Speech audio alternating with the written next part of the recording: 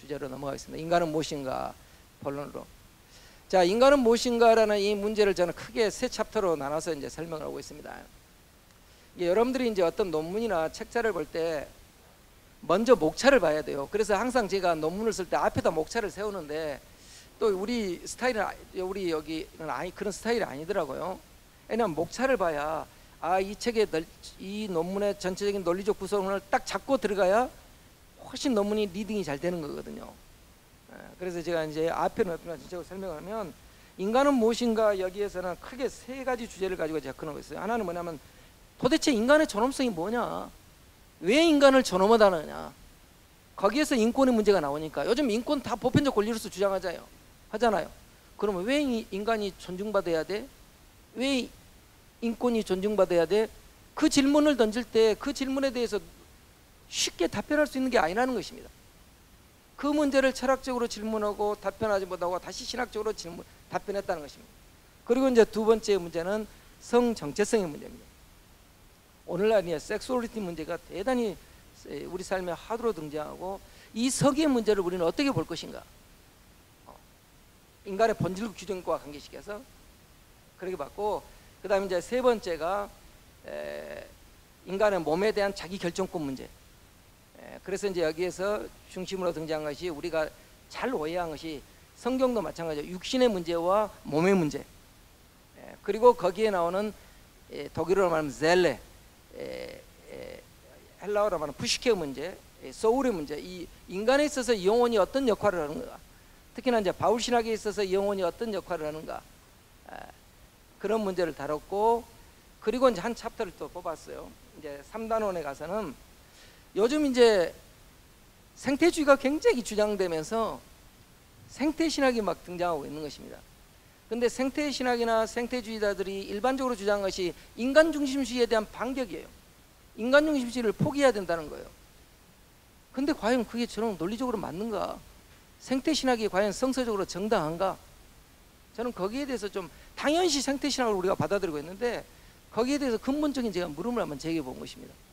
과연 생태신학자들이 주장하는 그 논리 자체가 맞는 것인가? 과연 성서적 어떤 근거에서 그렇게 주장할 수 있겠는가? 그렇게 제기하는 이유는 거기에 이제 동물권의 문제, 몸의 결정권 문제, 여러 가지 문제가 있기 때문에 그런 문제들을 제기한 것입니다. 자연권의 문제와. 그래서 전체적인 흐름은 이 맥락 속에서 논문이 흘러간다는 것을 찾고 하나하나 이제 설명해 가도록 하겠습니다. 다시 2페이지로 가겠습니다. 자, 인간의 존엄성의 문제, 이제 철학적인 질문을 한번 해보겠습니다. 왜 인간이 존엄한 존재이냐? 왜 인권은 존중받아야 되고 동물의 권리는, 동물은 존엄한 존재라고 하지 않은가?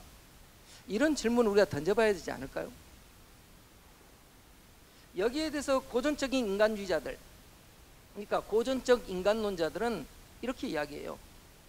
인간은 이성적 동물이다 라고 생각합니다. 다시 말해서 인간의 고유한 본질을 이성에 두고 있다는 것입니다. 인간이 동물은 동물인데 이성적 동물이라는 거예요. 이 이성이란 개념 속에서 사유하는 존재로서의 인간이란 그 개념, 호모 사피엔스라는 개념이 나온 것이죠. 다시 말해서 인간은 뭐냐면 이성의 사유 기능이기 때문에 동물과 달리 인간은 존엄한 존재다라는 것입니다.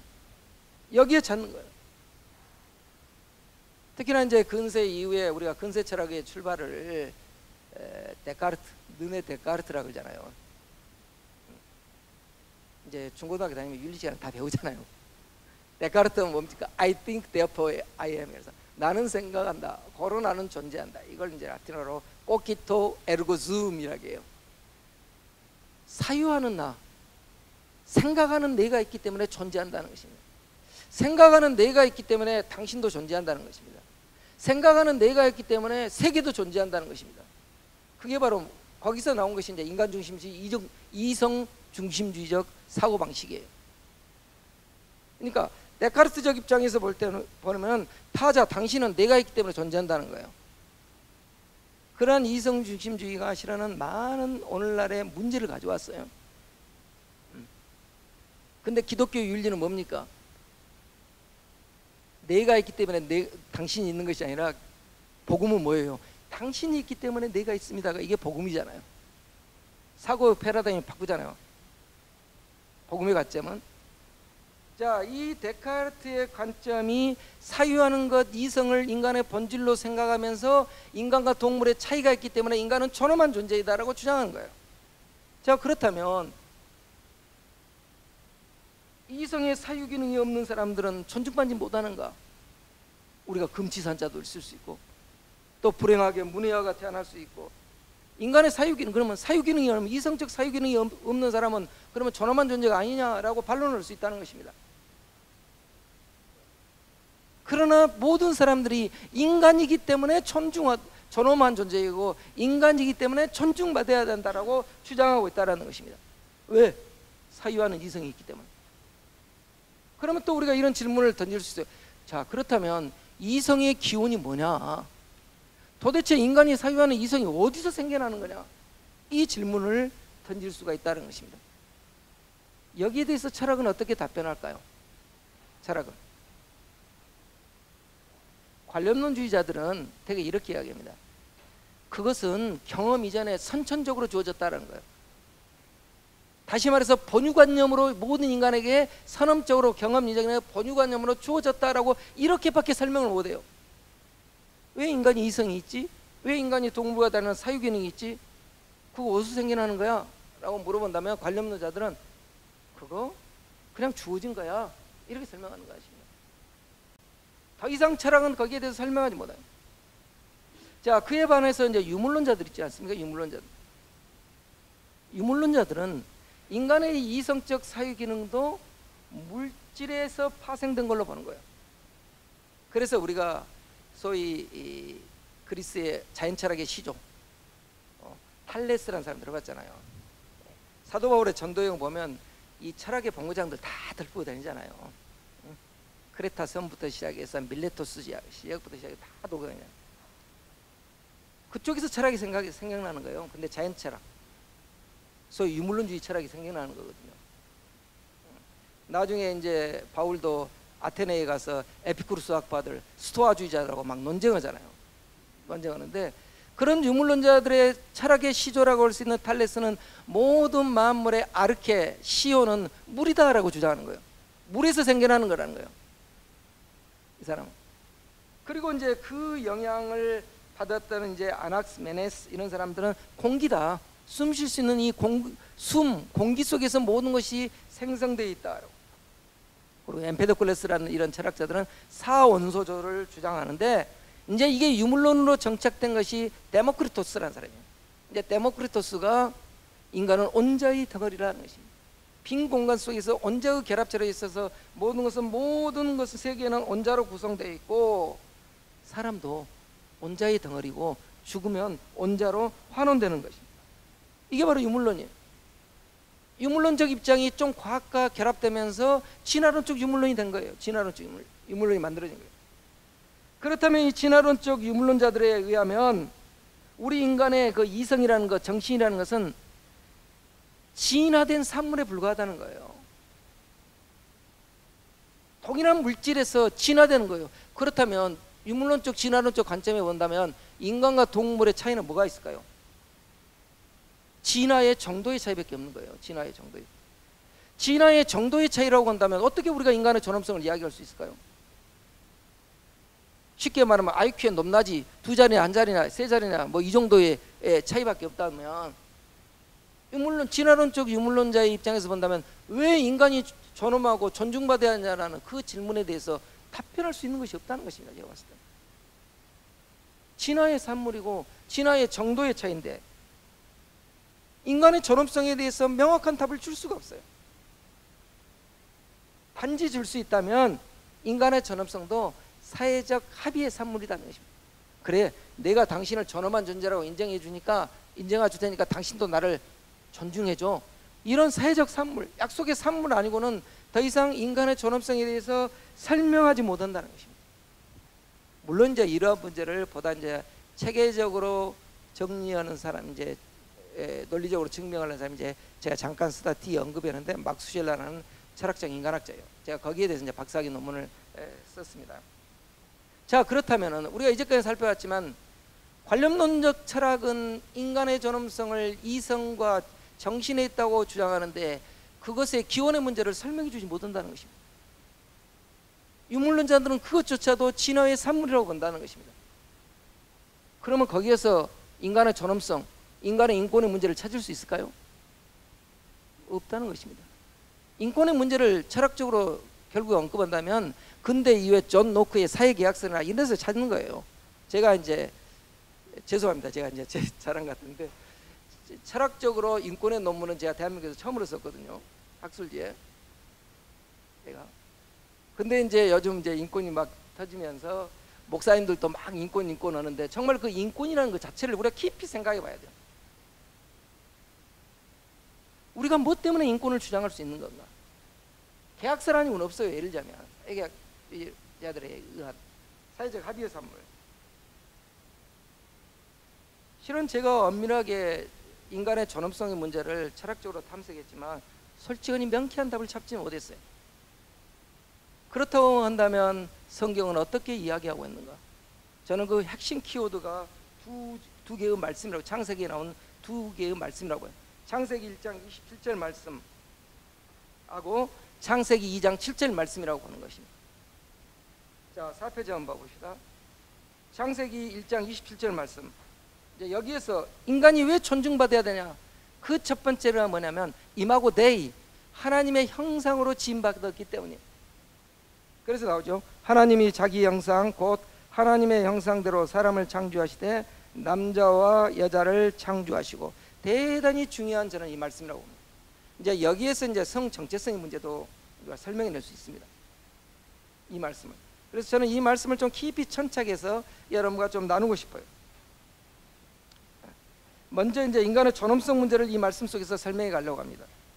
자, 여기에서 형상이란 말이 히브리어에서 첼렘이라는 단어를 써요. 첼렘. 이 첼렘은 두 가지 의미가 있어요. 크게. 첫 번째 의미는 likeness, 닮았다라는 것. 그 다음에 어떤 대표한다, representation, 초상이라고 번역했지만 재현하는 것, 그런 의미. 그리고 또 하나의 이제 좀 부정적인 의미로 본다면 이미지, 어떤 우상, 화상, 이런 의미가 있어요.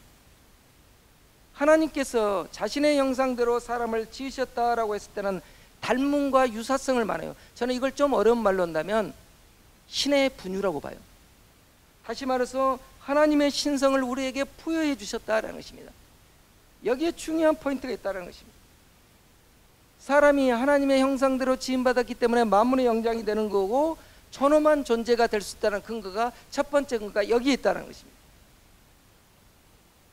우리가 성경을 어느 곳을 찾아봐도 인간 위에는 하나님의 형상대로 뭘 지었단 말은 없다는 것입니다. 하나님께서 유일하게 인간만 자신의 형상대로 창조하셨다는 것, 여기에서 인간이 존중받아야 하는 의미가 나올 수 있다는 것입니다. 왜? 우리가 신의 분유를 갖고 있기 때문에, 신적 분유를 함유하기 때문에 우리는 하나님의 형상대로 지음받기 때문에 존중받아야 된다는 것입니다. 물론 선악과를 통해서 인간에 있어서의 하나님의 형상이 일부 파괴되기도 했지만, 손상되기도 했지만 완전히 우리 안에 하나님의 형상이 사라진 건 아니라는 것입니다. 그래서 우리가 매일 말씀 묵상을 하고 또 기도를 할 때 하나님의 형상이 우리 안에 서서히 회복될 수도 있는 거예요. 그런데 이 첼렘이란 말을 우리가 철학적으로 좀 표현을 한다면, 우리에게 첼렘이 있기 때문에 우리는 형이상적 세계로 들어갈 수 있다는 거예요. 이제 이걸 어려운 말로 형이상적 세계로 들어간 창이다라고 이야기합니다. 다시 말해서 이 형이상이라는 것은 메타피직이라는 말은요, 피직스, 물리학을 넘어선다는 거예요. 자연 세계를 넘어서 근원적인 것을 탐구하는 것이 형이상이라는 거예요. 이게 이제 메타피직이라는 말은 이제 아리스토텔레스의 물리학 다음에 있어서, 책이 다음에 있어서 메타피직이라는 말을 붙인 거거든요, 원래는. 근데 형이상학이라는 의미는 현상을 있게 하는 근본적인 것이 무엇인가, 물질 자체가 무엇인가, 존재 자체가 무엇인가, 이런 것을 탐구하는 게 형이상이요. 다시 말해서 신은 존재하는가, 이런 문제. 그래서 형이상적 문제의 영역은 신의 영역이에요.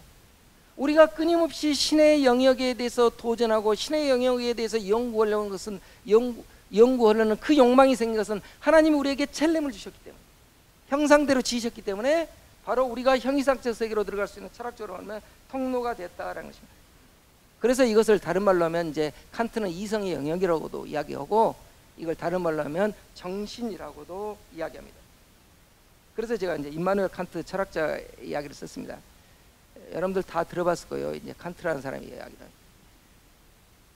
칸트가 이제 세 개의 비판서를 쓰잖아요. 순수이성 비판, 실천이성 비판, 판단력 비판이라는 거.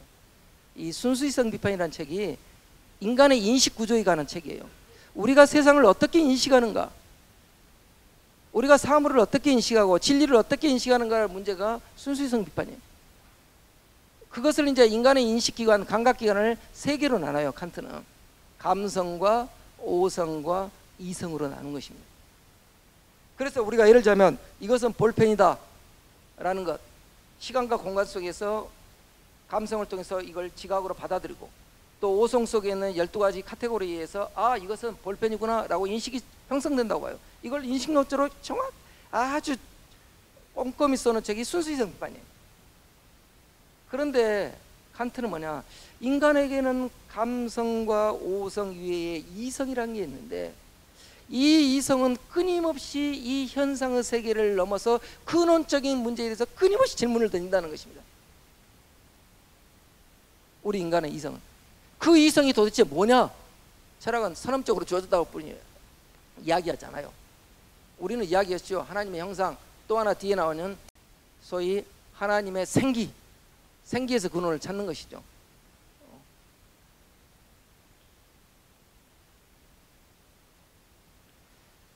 그런데 인간의 이성은 어떤 한계가 있냐면, 우리의 인간의 이성으로서 끊임없이 신의 영역이나 형이상학적인 것을 인식하려고 했을 때 뭐냐면 제대로 인식을 못해요. 한계가 있잖아요. 우리가 하나님의 세계를 어떻게 다 인식하겠어요? 거기에서 생기는 것을 이제 칸트는 철학적인 말로 샤인이 생긴다고 그래요. 샤인, 독일어로 말하면 가상이 생긴다는 것입니다. 가상. 우리가 하나님의 세계를 끊임없이 인식하려고, 초월적인 세계를 인식하려고 할 때 이성이 그 욕망이 있기 때문에 인식하려고 하지만 인식을 다 못하고 가상을 만들어낸다는 것입니다. 그래서 이제 칸트가 거기에서 쓴 책이 뭐냐면 이성의 한계 내에서 종교라는 책을 쓰게 된 거예요. 그래, 내가 종교에 대해서 이야기할 수 있는 것은 내가 인식할 수 있는 한계 내에서만 쓰지 그 이상은 못 쓰겠다라고 하는 거예요. 그래서 종교의 영역과 신앙의 영역과 철학의 영역을 나누기 시작하는 거예요. 그 영역을, 그 영이상의 영역을 이제 물 자체의 세계, 어려운 말로 이렇게 이야기해요. 그 이 칸트의 인간의 분류 방식을 우리가 성서적 관점으로 우리가 설명한다면, 바울식으로 설명한다면 우리가 육적인 존재요 동시에 영적인 존재라는 것입니다. 다른 말로 하면 땅의 존재요 하늘의 존재다라는 것입니다. 왜 이런 특성을 갖게 됐냐? 하나님께서 흙으로 사람을 지으셨지만 하나님의 형상을 보여줬기 때문에 인간이 이 이중적 관계 속에서 이 근원, 다시 말해서 땅에 나를 존재하게 하는 근원은 하나님의 첼렘에 있다는 것입니다. 그래서 첼렘이 인간을 인간답게 하고 또 내 안에 신성을 실현하는 동력이 되는 것입니다. 이해가 되죠? 여기에 인간의 존엄성이 있다라는 것입니다. 자, 이제 두 번째 이유. 두 번째 이유는 창세기 2장 7절 문제입니다. 창세기 2장 7절 문제를 제가 한번 읽겠습니다. 여호와 하나님이 땅의 흙으로 사람을 지으시고 생기를 그 코에 불어 넣으시니 사람이 생명이 되니라. 저는 이 말씀이 굉장히 중요한 말씀이라고 봅니다. 이제 땅의 흙으로는 이제 땅은 여기에서 아다마, 이제 붉은, 이제 흙은 히브리어로 말하면 아파르, 먼지죠. 더스트죠. 흙먼지로 지으셨는데 여기에 생기를 부었다. 니시마트 하임이라는 거예요. 하임이라는 말이 이제 생명들이란 말이죠. 하이의 복수형을 쓰는 거고, 니시마트만은 네샤마란 말이죠. 그러니까 생명의 기운들을 넣어줬다라는 것입니다. 흙먼지 속에. 그래서 생명이 되었다. 근데 하나님이 창조한 모든 유기체 중에 유일하게 인간에게만 니시마트 하임, 하나님의 생기를 부어 넣어줬다라는 대목이 나와요. 그런데 이제 우리가 여기에서 크게 이제 헷갈리게 된 것이 뭐냐면 뒤에 나오는 생명이라는 단어 때문에 그래요. 우리말 생명이라고는 번역됐지만 히브리어 언어로 보면 이 내용이 네페시 하야라는 단어를 써요. 네페시 하야. 이 네페시 하야가 그러면 인간만의 특성이냐? 아니라는 것입니다. 구약 성경을 보면 생물에게도 네페시 하야라는 걸 써요. 생물에게도. 다시 말해서 창세기 1장 20절에 보면 이렇게 나오죠. 6페이지 중간에 한번 봐봅시다. 6페이지 중간에 보면 창세기 1장 20절에 보면 하나님이 이르시되 물들은 생물을 번성하게 하라. 여기에서 생물이 네페시 하야를 쓰고 있다는 것입니다. 그렇다고 하면 우리가 이런 질문을 던지겠죠. 자, 생물도 새도 동물도 네페시 하야고 인간도 네페시 하야면 도대체 뭔 차이가 있냐? 이 질문을 던질 수밖에 없다는 것입니다. 그런데 하나님께서 다른 생명들을 창조하시면서는 하나님의 생기를 넣었단 말이 전혀 들어가지 않다는 것입니다. 니시마트 하임의 핵심이 있다는 것입니다. 거기에서 이제 인간의 존엄성이 나온다라는 것입니다. 그런데 이제 킹 제임스 번역이 이제 이전에 이 네페시 하야를 리빙 소울이라고 번역을 했어요. 리빙 소울. 왜냐하면 네페시란 말 자체가 이제 대칭적으로 해석을 한다면 영어로 말하면 소울, 헬라어로 말하면 푸시케하고 같은 의미거든요. 근데 실은 철학에서 가장 어려운 개념이 푸시케 개념이에요. 영혼의 개념이고, 또 구약 성경에 있어서 어려운 개념이 이 네페시 개념이에요. 이 네페시가 이제 우리는 영혼이란 단어를 쓰잖아요. 왜 영혼이라고 단어를 쓸까요? 한국인들이 영과 혼을 같은 개념으로 보기도 하고 분리된 개념으로 보기도 하기 때문에 영혼이란 말을 쓰는 거예요. 뭔 말인지 알겠죠? 이게 참 어려운 건데, 네페시라는 개념이 그래요. 네페시라는 개념이 생명의 원리로서의 네페시도 있지만 때로는 영적 기둥으로서의 네페시도 있어요. 구약 성경을 읽어보면 이해가 되시라고 모르겠는데, 아무튼 이제 바울 신학에 봐도 신학 성경에도 말해요. 푸시케 영혼도 마찬가지예요. 영혼은 우리 성경에 번역된 영혼도 때로는 생명의 원리로서의 영혼도 의미하지만 때로는 신성으로서 죽지 않는 영원한 것으로 영적인 푸르마적인 영혼도 있어요. 그것을 우리가 지금 몰라서 그냥 대충 읽고 와서지 꼼꼼히 이렇게 언어를 찾아보면은요, 다시 말해서 우리의 신학 성경이 상당수 번역이 헷갈리게 돼 있어요. 이제 뒤에 가서 제가 하나하나 이제 그걸 설명을 좀 해드리려고 해요. 그래서 참 이건 다시 번역을 해야 되겠다. 우리 신학 성경을 가령 예를 들면 육이란 말이 엄밀히 말하면 우리가 살인데, 그러면 사르커스를 육이라고 그랬는데 푸시케를 또 육으로 번역을 해놨어요. 막 헷갈리게 번역을 이렇게 해놓은 것입니다. 그러나 바울은 분명히 신학성에 있을 때 그 구분을 명확히 하고 있어요. 명확히 하고 있어요. 근데 그 차이를 우리가 좀 깊이 있게 알 필요가 있다는 것입니다. 이 네페시라는 개념도 마찬가지입니다. 그래서 이 네페시 하야를 여기서 창세기 2장 7절에서 나오는 네페시 하야로서의 인간의 의미는 생명이란 번역이 저는 그래서 잘 됐다고 저는 보는 거예요. 그래서 이제 킹 제임스 번역이 나중에 이제 뉴 킹 제임스 번역은 리빙 크리에이처로 번역하고 있어요. 소울을 뺐어요. 소울이라고 번역하면 안 된다라고 해서 리빙 크리에이처로 번역을 하고 있는 거예요. 조금 어렵습니까? 아무튼 좀 어려울 수도 있는데, 자, 인간의 존엄성을 지금 이야기하려고 그런 거예요. 그래서 똑같이 네페시 하야를 쓰고 있지만 인간은 이 네페시 하야로서의 인간은 전혀 다른 의미라는 것입니다. 동물의 네페시 하야하고는. 왜? 니시마트 하임, 하나님의 생기가 들어가 있기 때문에 다르다는 것입니다. 여기에 바로 인간의 존엄성이 있다는 거예요. 그리고 하나님의 생기가 있기 때문에 우리 안에 신성이 생기게 되는 거고, 다시 말해서 우리의 영성이 생기게 된 거예요. 저는 영성이 거기에 있다고 보는 거예요. 자, 그런데 이제 그러면서 이제 막스 쉘러라는 사람 이야기하는데 여기는 그냥 넘어갑시다. 넘어가고 이제 이 이야기를 좀 더 이제 쉽게 하면 여러분들 아리스토텔레스 알죠? 아리스토텔레스는 영혼의 개념을 이렇게 보고 있어요. 식물에도 영혼이 있고 동물에도 영혼이 있고 인간에도 영혼이 있다고 봐요. 똑같은 영혼이에요.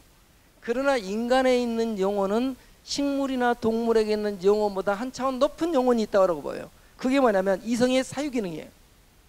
이게 바로 네페시의 개념이에요. 구약의 네페시의 개념. 그래서 이 네페시의 개념을 단순히 영혼, 혼이라고만 번역하면 안 된다는 거죠. 혼이라고만 이해하면 그걸 컨텍스트 속에, 구약 성경의 맥락 속에 있지 않으면 상당히 잘못 해석할 수 있다는 거예요. 이것이요.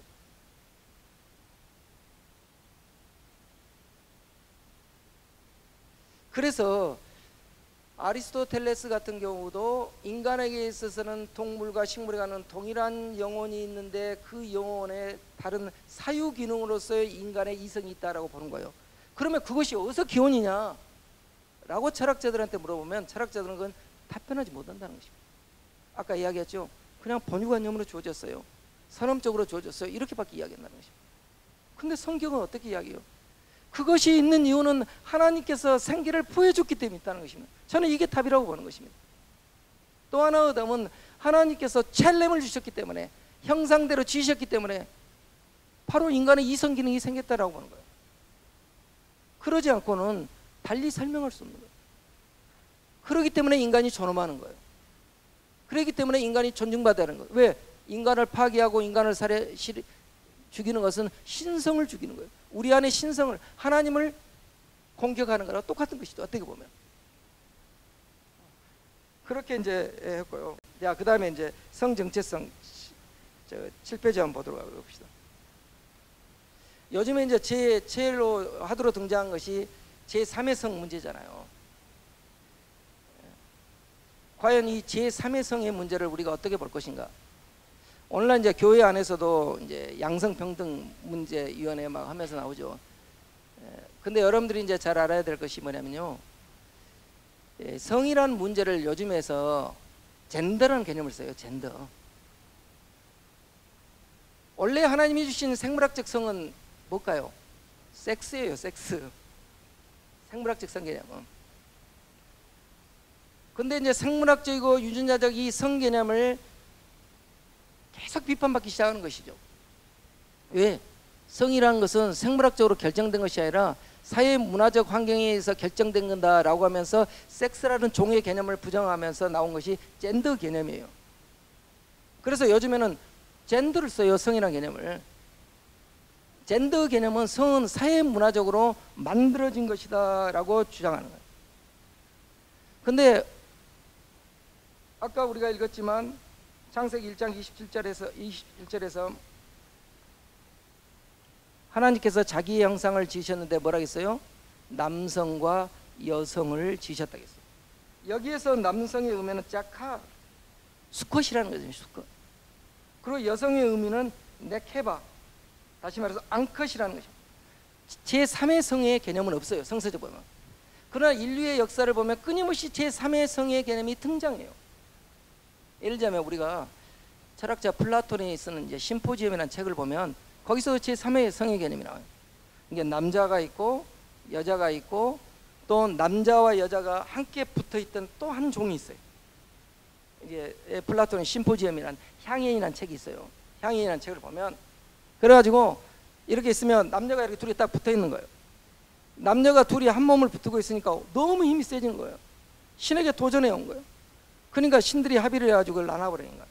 나눠서 그 흉터를 딱 묶어지는 것이 배꼽이 생겼다는 거예요. 배꼽이 만들어지고, 그렇기 때문에 어떤 사람은 자기의 한쪽 면이 남자끼리 붙여있는 사람이 있고 어떤 사람은 남자가 붙어있는 사람이 있다는 것입니다. 그러니까 남자끼리 붙어서 쪼개진 사람은 끊임없이 동성을 좋아할 수밖에 없다는 것입니다. 그래서 신이 쪼개놨지만 자기의 한쪽인 사람을, 남자를 만나면 그걸 부둥켜 우르고 있는 것입니다. 그러면 이제 플라톤의 심포지엄을 통해서 우리가 알 수 있는 건 뭐냐면 동성애의 역사는 인류 시작 오래됐다는 것입니다. 굉장히 오래됐다는 걸 알 수 있잖아요. 그런데 하나님의 말씀을 보면 수컷과 남성, 그리고 나서 망한 게 뭡니까? 생육하고 번성하라는 거예요. 첫 번째 성의 첫 번째 개념이 생식 기능을 주신 거예요, 하나님께서는. 그리고 이제 2차적 개념으로 에로스적 개념을 주신 거고, 이게 보면은, 그래서 이제 창세기 1장 28절에 보면 하나님께서 남자와 여자를 자기 형상대로 창조하시고 8페이지입니다. 1장 28절에 보면 하나님이 그들에게 복을 주시며 하나님이 그들에게 이르시되 생육하라는 것입니다. 생육하라는 것이 가장 먼저예요. 이 생육하라는 것이 히브리어로 파라라는 말인데 다산하다, 생식이라는 것입니다. 생식. 자, 그러면 성의 본질, 첫 번째 본질이 뭡니까? 생식이라는 것입니다. 생식. 자녀를 많이 낳아라라는 것입니다. 다시 말해서 성경이 말하는 성이 생식이 불가능한 제3의 성은 인정하고 있지 않다라는 것입니다. 자, 그렇다면 성경이 말한 도대체 이제 성이라는 것에 대해서 좀 자세히 살펴보자. 그러면 성적 관계에 대한 최초적인 표현이 창세기 4장 1절에 나와요. 창세기 4장 1절에 보면 이렇게 나옵니다. 아담이 그의 아내 하와와 동침하매, 여기서 이 동침하매가 성적 관계를 말하거든요. 히브리어로 말하면 야다라는 단어를 써요. 하와가 임신하여 가인을 낳고 이르되 내가 여호와로 말미암아 등남하였다 하니라. 자, 하나님이 성의 본질로 이제 본질에 대한 저는 말씀이 설명이라고 보는데, 야다라는 것, 우리 다하트 아카데미의 동사형이 야다예요. 무슨 말인지 알겠죠? 야다라는 말은 감각적인 암, 감각적인 지식부터 시작해서 고차원적 인격적 지식까지 포함한 거예요. 그래서 이 야다에서부터 나와서 다하트라는 개념이 나온 건데, 하나님께서는 우리에게 성을 주실 때 성은 뭐냐? 서로를 알도록 성을 주셨다는 것입니다. 성의 본질은 살과 살이 부딪히면서 그 사람을 알아가는 거예요. 그래서 저는 성은 인식이다, 인식론이다. 나 아닌 타자를 성적 관계를 통해서 알아가는 것입니다. 몸을 알아가는 것이죠. 그게 하나님이 주신 성의 본질이에요. 그래서 이제 하나님께서 하와를 창조하고 이제 아담에게 데려오죠. 그때 창세기 2장 23절에 보면 아담이 이렇게 이야기해요. 이는 내 뼈 중에 뼈요 살 중에 살이라 라고 노래했다는 것입니다. 다시 말해서 아담은 자신과 동침할 여자가 내 살 중에 살임을 알았다는 것입니다. 자, 성관계는 뭡니까? 살과 살이 만나는 거예요. 남자의 살과 여자의 살이 만나는 것입니다. 특별히 남자는 여자가 자신의 살의 일부임을 깨닫고 인격적인 관계로까지 나아가야 하는 것이 하나님이 우리에게 주신 성이다라는 것입니다. 성의 본질이라는 거예요. 다시 말해서 하나님께서는 부부가 야다함으로써 서로를 알고 한 몸을 이루어 가게 하셨다라는 것입니다. 이 아담과 하와의 야다의 결과물이 바로 이제 가인이다. 다시 한번 정리한다면 성의 1차적인 본질은 생식이다라는 것입니다. 자, 그렇다면 하나님은 우리에게 성을 자식만 낳는 데 쓰라고 주셨을까요? 그건 아니라는 것입니다. 분명히 그 야다 속에는 에로티시즘의 기능도 있다는 것입니다. 쾌락으로서의 성도 있다는 것입니다. 다시 말해서 이 야다의 의미는 성은 서로의 몸을 느끼는 거예요. 그렇기 때문에 에로티시즘의 기능이 있는 것이죠. 부부는 이 에로티시즘을 통해서 하나됨을 더욱 깊이 느끼게 하셨다. 그런 의미에서 이제 성의 본질은 두 가지가 나오죠. 첫 번째, 생식과 쾌락의 기능이, 에로티즘의 기능, 이 두 가지가 나온다는 것입니다. 근데 오늘날 이제 과학기술이 발달하면서 젊은이들이 생식을 안 하려고 해요. 자녀를 안 낳으려고 해요. 또 아이의 출산의 문제는 과학기술을 통해서 얼마나 또 해결되기 시작한다는 것입니다. 이러면서 성의 본질이 생식의 기능보다는 에로티시즘의 기능이 대단히 중요하게 강조됩니다. 어떻게 하면 이 성을 통해서 보다 강렬한 에로티시즘을 느껴야 되는가? 이게 이제 핵심 문제로 등장하기 시작하는 것입니다. 그런데 이 에로티시즘은 결코 충족되지 않는 특성을 갖고 있다는 것입니다. 에로티시즘은 또 다른 에로티시즘을 낳아낸다는 것입니다. 그러잖아요. 우리가 한번 욕망에 빠지면, 욕망의 늪에 빠지면 더 강렬한 쾌감을 원하게 된다는 것입니다. 그래서 야고보서에 나온 것처럼 욕망은 죄를 낳고 죄는 사망에 난다라는 것입니다. 그런데 이 살해 기능에 핵심적으로 차지한 이 욕망 에로티시즘에는, 에로티시즘의 극단에는 항상 죽음이 있어요. 이제 이것을 과학적으로 정신분석으로 설명한 사람이 프로이드예요. 이게 프로이드가 정신분석학에서 항상 에로티시즘의 극단은 타나토스, 죽음의 충동이 있다는 것을 끊임없이 경고하는 거예요. 그러잖아요. 대부분 보면 누구를 사랑하면 죽음을 생각해요. 나 이 남자하고 결혼 안 하면 나 죽을 거야 라고 하면, 에로티즘의 극단은 죽음이에요. 이 문제를 굉장히 리얼하게 잘 쓴 사람이 조르주 바타이유라는 사람이 있어요. 그 사람이 이제 에로티시즘이라는 책이 번역돼서 나왔거든요. 번역되는데 그분은 성은 뭐냐면 성의 본질을 에로티시즘이라고 주장해요. 이 에로티시즘이 동물과 인간의 본질적인 차이라고 주장하는 거예요. 다시 말해서 동물은 생식적 욕망이 있을 때 관계를 하잖아요. 근데 인간은 그거에 관계없이 에로티시즘을 위해서 성을 하기 때문에 에로티시즘으로 인간을 인간이게 하는 본질이라고 주장하는 사람이 이 바타이유. 그걸 이제 바타이유가 에로티시즘 책을 보면 성의 본질이 뭐냐, 근기와 위반으로서의 성을 주장해요. 다시 말해서 우리 안에 있는 에로스적 충동은 끊임없이 사회가 원하는 질서를 위반할 때 더 큰 쾌락을 느끼게 한다는 것입니다.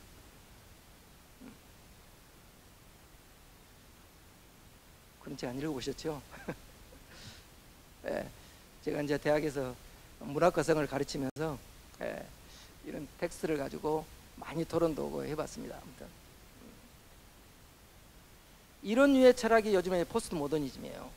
이게 포스트 모더니즘에 오면서 성의 본질주의는 다 깨진 거예요. 그러니까 우리가 전에 이제 구성애 씨 같은 경우는 생명 창조의 성을 굉장히 강조했잖아요. 근데 이제 갑자기 이제 그 서갑숙이란 그 연예인이 책을 쓰면서 나도 때론 포르노그래픽의 주인공이 되고 싶다라고 하면서 생식의 기능을 무시하면서 에로티즘이 우리 사이에 전면에 등장하기 시작한 것이 문화적으로. 그래서 더 이상 성을 생식의 기능으로 주장하면 정말 거루한 사람으로 취급받는 것이 우리의 사회의 현실이 돼버렸다는 거죠. 그런 사회적 분위기 속에서도 결혼을 하는데도 아이를 안 낳는 거죠. 그래서 하나님이 주시는 우리 인간의 성의 본질적 개념들을 정말 말씀 안에서 우리가 제대로 해석해서 잘 배우지 않으면 우리는 세상에 성이 갖는 본질 속에 빠져들 수 있다는 것입니다.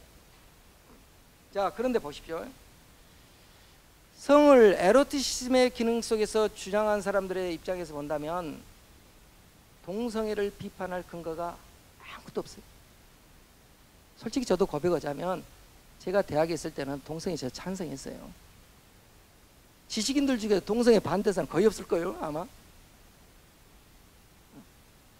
만약에 성을 에로티시즘의 기능으로 본다면 동성애를 비판할 근거가 없어요. 우리가 비판한다면 뭐냐, 너 생식이 안 되는데 그것이 말해야 되냐, 왜 아이를 낳아야 돼? 또 하나 우리가 비판한다면 그건 우리 습관에 안 맞아.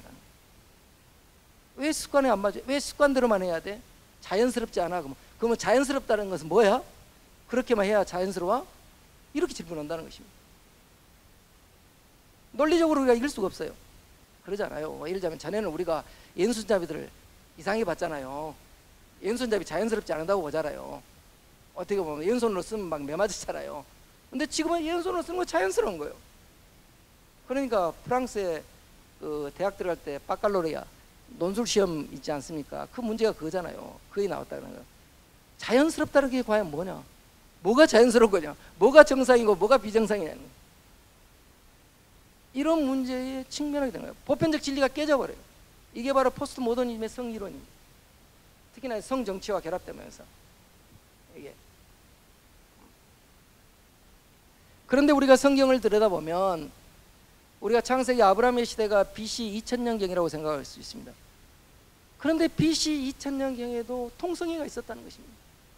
그러면 이 동성애는 인류가 시작되면서 거의 왔다고도 과언이 아니에요. 어떻게 보면 여러분도 잘 알듯이 아시겠지만 창세기 19장에 나온 것은 하나님의 두 천사가 소돔성에 들어갔을 때 그 사건 아시잖아요.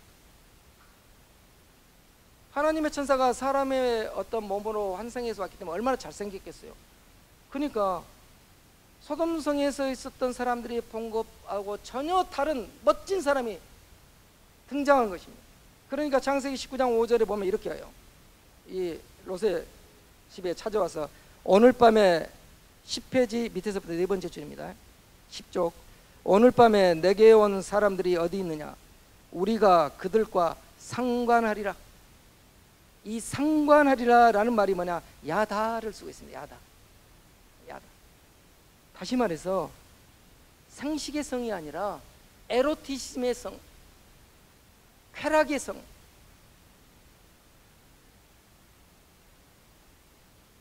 욕망의 에로티즘. 이 소돔이라는 말 속에서 이제 소돔이라는 말도 나오지 않았습니까? 이 소돔이라는 말은 남색 혹은 수간, 동물하고 인간은 이 수간까지 나오는 이 소돔이라는 말까지 나오게 됐다라는 것입니다. 그러나 우리가 이미 알고 있다시피 이 소돔성의 종말, 그 에로티즘의 극단이 죽음이 항상 도살이라는 것. 프로이드가 이미 경고했듯이 에로티즘의 끊임없는 욕망의 끝을 가면 죽음이에요.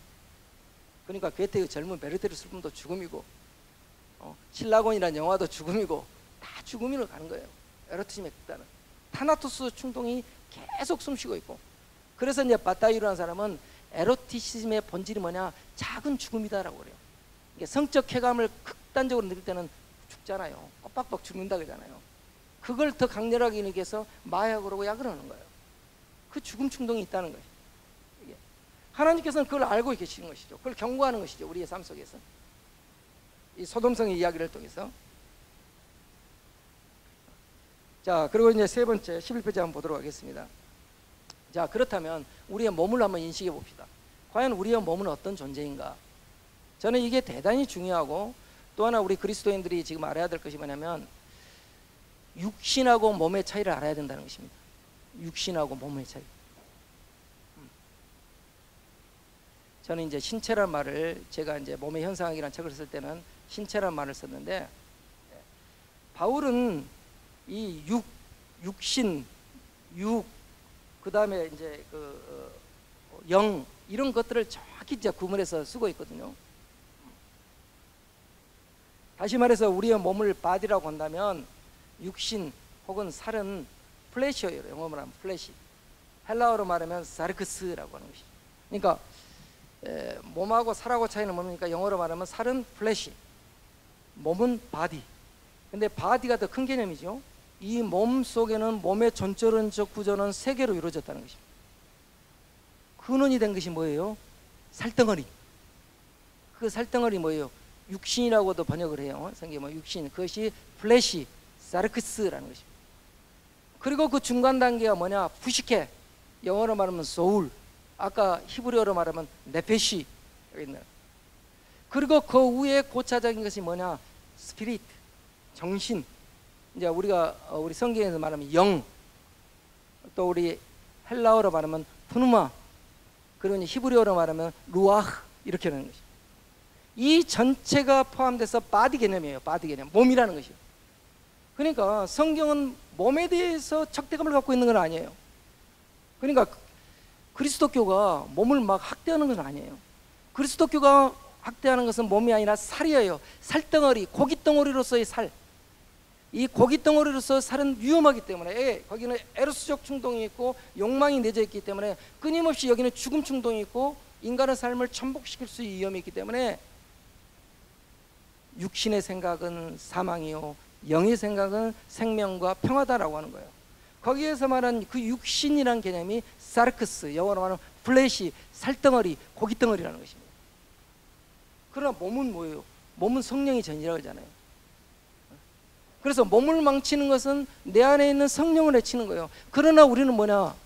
우리의 욕망의 덩어리인 육신 살덩어리에 대해서는 끊임없이 우리 속에 있는 푸누만을 통해서 제어하고 억제해야 된다는 것입니다. 이 관계성을 우리가 잘 알아야 돼요. 그러니까 우리가 이제 창세기 6장 13절을 봐도 이렇게 나오죠. 하나님께서 노아의 홍수 심판을 할 상황 속에서 인간의 모습들에 대해서 기록한 거예요. 자, 11페이지 한번 봐볼까요? 11페이지 두 번째 단락. 아마 제가 좀 원고를 너무 안 읽으면 안 될 것 같아서 읽겠습니다. 살해에 관한 죽음의 경고는 신구약이 동일하다.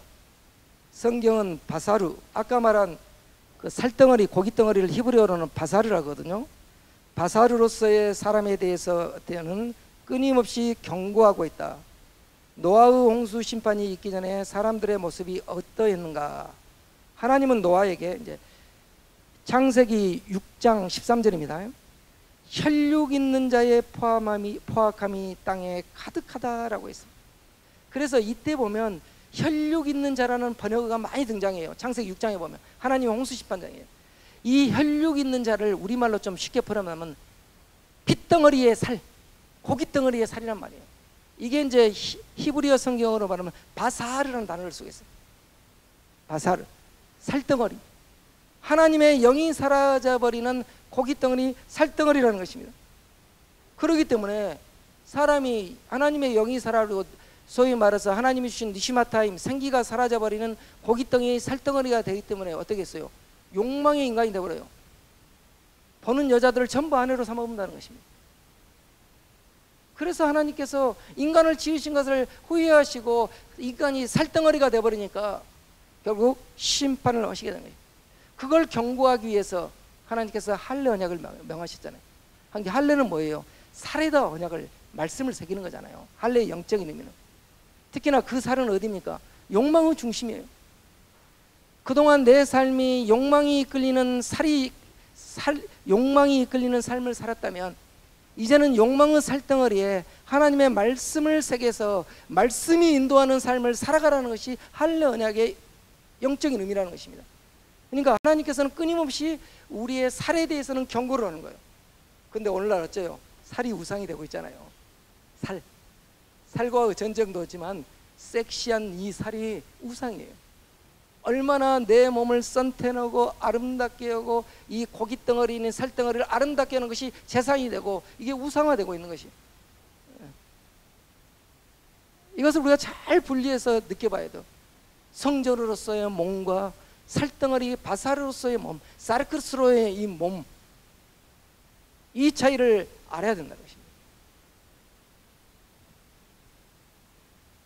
자, 살의 양면성. 우리 인간이 살아가는데 살은 필요해요. 그러나 그 살에는 죽음 충동이 있다는 것을 끊임없이 이야기하기 때문에 살의 생각은 사망이요, 영의 생각은 생명이다, 평안이다 라고 로마서 8장 7절에 이야기하죠. 자, 11페이지 밑에서부터 네 번째 줄을 보겠습니다. 자, 그렇다면 우리의 몸은 누구의 것인가? 내 몸의 결정권은 나에게 있는가? 세상은 내 몸의 결정권은 나에게 있다고 주장한다. 그래서 성적 자기결정권, 낙태, 자살 등을 권리로 주장한다. 심지어 알게 모르게 의도적 안락사도 자행되고 있다. 이게 이제 존엄사와 관계돼서 소위 생명윤리로서의 좀 가장 등장한 것이 의도적 안락사예요. 스위스로 가잖아요. 왜냐하면 나도 죽을 수 있는 권리가 있다는 것입니다. 존엄하게 죽을 수 있는, 그러면 그 죽음이 우리의 권리냐라는 것입니다. 세상은 우리의 권리라고 주장하죠. 환자의 자기 죽음의 결정권 있다라고 생각합니다. 근데 성경은 어떻게 이야기합니까? 고린도전서 6장 19절에 보면 바울은 이렇게 이야기하죠. 너희 몸은 너희가 하나님께로부터 받은 바라는 것입니다. 다시 말해서 내 몸의 주인은 내가 아니라 하나님이라는 것입니다. 그렇다면 답은 간단한 것입니다. 우리가 바이블을, 성경을 진리로 믿는다고 한다면 답은 정리됐다는 것입니다.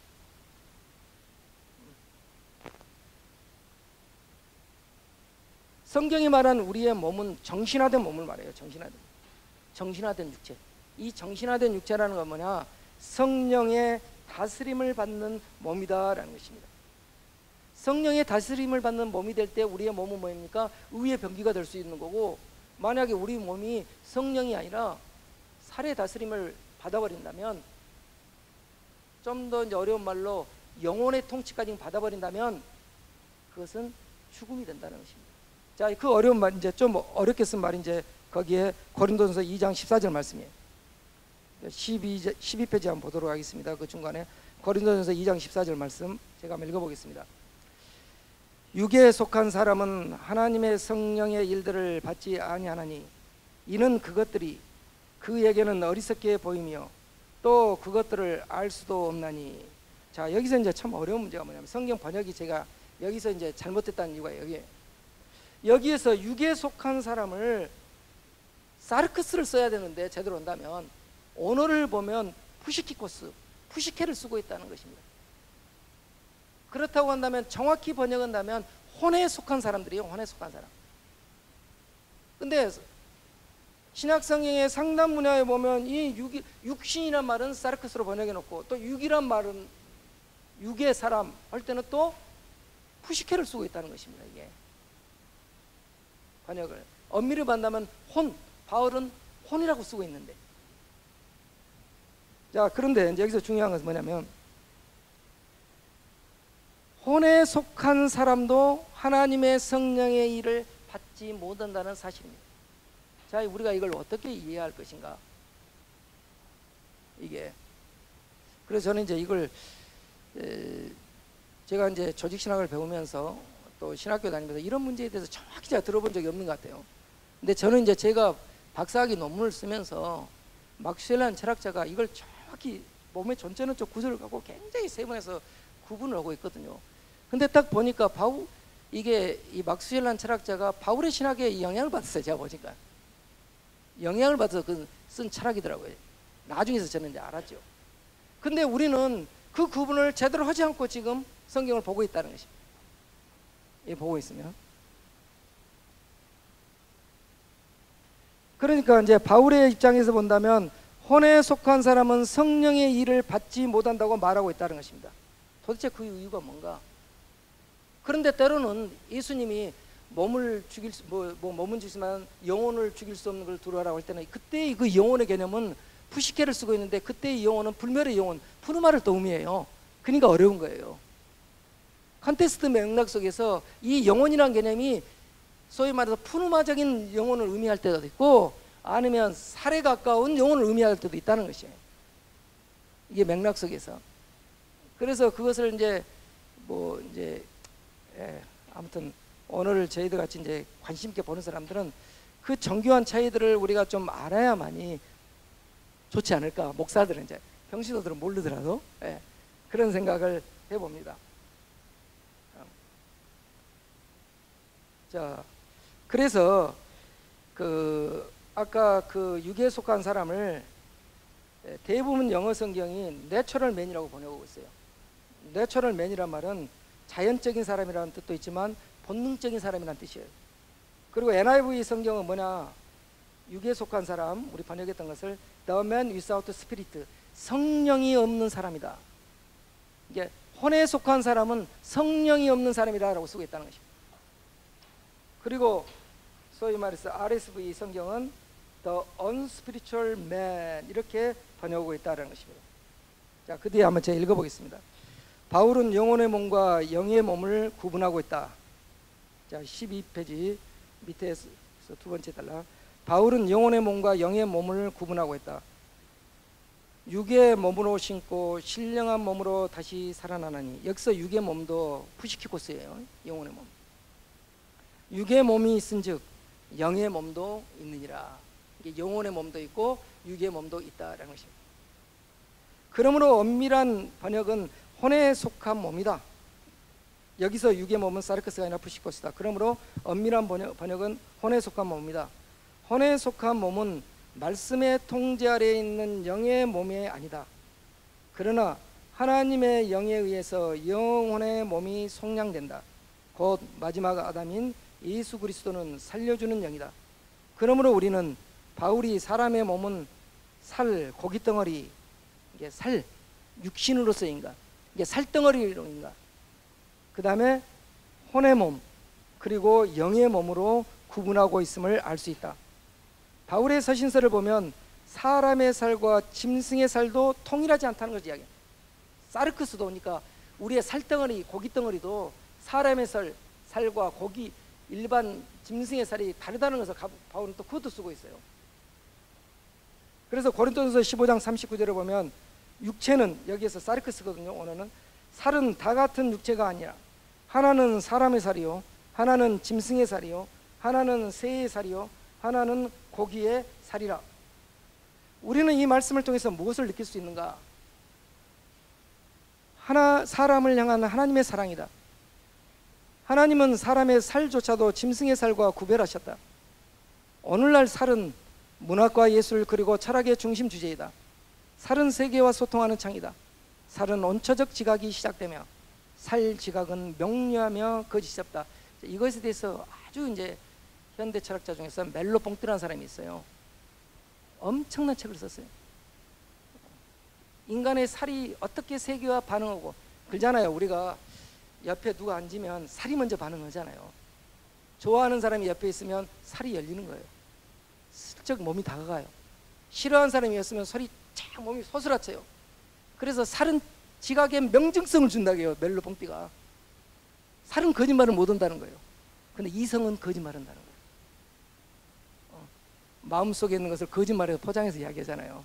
그래서 지각의 명증성을 주라. 이제 이걸 가지고 살의 형이상을 주장을 해요. 이제 이걸 제가 이제 대학 나오기 전에 마지막 논문을 썼던 게 이 대목의 논문이거든요. 예.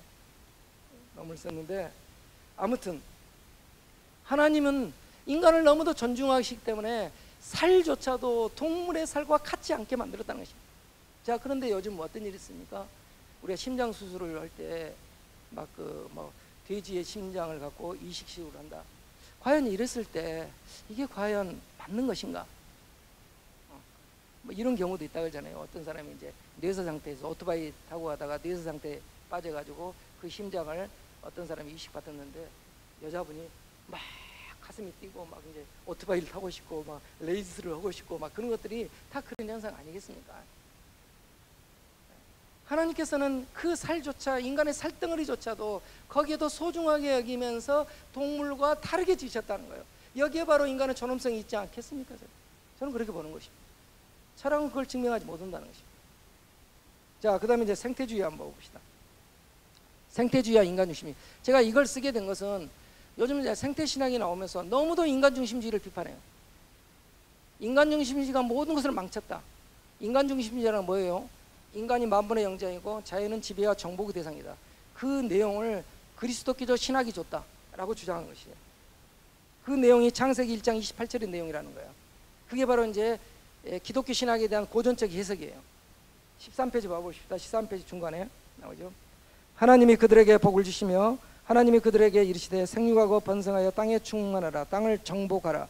바다의 물고기와 하늘의 새와 땅에 움직이는 모든 생물을 다스리라 라고 하셨다는 거예요. 이 정복이란 말, 라다라는 말, 여기에서 이제 인간 중심주의가 나왔고, 기독교의 인간 중심은 자연 지배를 정당화했고 환경 파괴를 정당화했다. 그래서 인간 중심주의를 포기해야 된다 라고 생태주의가 주장하고, 생태신학자들도 인간 중심주의에 대한 포기를 끊임없이 강조하고 있다는 것입니다. 근데 과연 이것이 성서적이냐?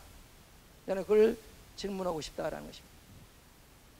하나님의 창조의 중심은 뭘까요? 저는 인간이라고 해요. 하나님은 인간에게 있었어요. 그렇기 때문에 맨 나중에 인간을 지으신 거예요. 하나님께서 인간을 중간에 지어줬으면 얼마나 인간이 불편했겠어요. 그 불편함을 견디면 안 했을 거잖아요. 근데 하나님은 모든 것을 갖추시고 자연 모든 것은 인간이 살 수 있는 환경을 다 만들어 놓고 마지막에 인간을 지으셨다는 건 정말 인간을 사랑한다는 것이죠. 그러면서 이것을 다스리라는 것을 우리는 뭐냐, 지배 정복의 대상이 아니라 청지기로서의 책임 윤리의 명령으로 받아들이면 된다는 것입니다. 책임 윤리의 명령으로. 그런데 왜 우리는 인간 중심주의를 포기해야 된다라고 생태신학과 생태주의는 주장하냐라는 것입니다. 하나님의 관심은 사람인데, 생태주의라는 것은 뭐냐면요, 모든 피조물의 동등성을 주장하는 거예요. 인간만이 아니라 자연도 동등하다, 동물도 동등하다, 이게 생태주의예요. 그런데 하나님은 그게 아니거든요. 인간이 가장 존귀한 자연이고 그 대신 인간에게 책임윤리를 주신 것이죠. 청지기로서 책임윤리. 그렇기 때문에 우리는 인간 중심주의를 포기할 수 없다는 것입니다. 단지 우리에게 필요한 것은 책임윤리를 갖는 청지기로서의 사명을 가는 인간 중심이지 전부 생태주의자들이 그렇게 주장하니까 신학자들도 거기에 따라가서 일괄적으로 이렇게 비판하는 것이 과연 나는 정당하는가?